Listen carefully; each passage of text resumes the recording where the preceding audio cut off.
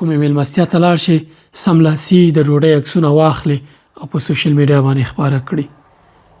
د ماشومانو عکسونه زر زر اخلي او هر ډول ښکلي لباسونه چې دوی واغوندي یا ته کوم ښه لباس واغوندي زر زر عکسونه واخلي په فیسبوک، ټویټر، انسټاګرام یا نورو باندې خپروي. کوم نوی ګاډی واخلي، چیرته تللی، ښایسته کور دی، ټول په خلکو باندې ویني. ته پوهېږې دا څومره ستونزمن کار دی؟ یوسف علیه السلام چې کله خوب ولیده خپل پلار ته وویل، پلار ورته وایي چې لا تقصص رؤیک علی اخوتک، دا خپل خوب ورونو ته دې مه وایه، فیکیدو لک کیدا، دوی به تا سره کینه وکړي او ستونزه به درته جوړه کړي، یو چل مکر فریب به درته جوړ کړي. ورونه وو چې ورور یې کوي بل څوک یې نه کوي. ته پوهېږې دغه نعمتونه چې الله پاک درکړي دي شکر پرې وباسه، پټې ساته، هر چا سره مه شریکوه ځکه ته خلک نه پیژنې.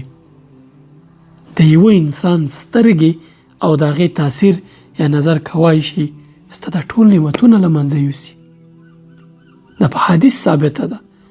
رسول الله صلی الله علیه وسلم فرمایلی العین حق، سترګې حق دی، د سترګو تاثیر حق دی. ته ټوله ورځ ناست دی داسې لکه په سوشل میډیا کې چې ژوند کې هیڅ څه دې له خلکو پناه نه دي، هیڅ څه دې له خلکو پټ نه دي. ستا اولاد، ستا کورنۍ، ستا مال، ستا جایداد، ستا سفرونه، ستا تګ راتګ، دا هر څه دې په سوشل میډیا باندې پراته دي.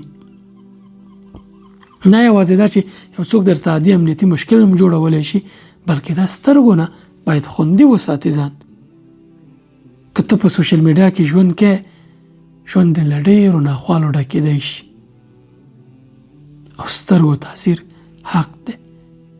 کله چې ورونو ته پیغمبر یوسف ته پلار وایي چې ورونو ته به څه نه وایي چې د ورور سترګې، د ورور نظر، د ورور کینه راپارولی شي دغه نعمتونه او ستا دغه موفقیتونه او ستا دغه ژوند چې ته لرې، نو آیا د پردي سړي چې ته یې نه پېژنې په سوشل میډیا کې لکونه کسان یې ویني یا ګوري یا یې لولي یا نظر یې ستا ژوند نشي خرابولی؟ ډېر جدي اوسه او ډېر پام کوه دې ته.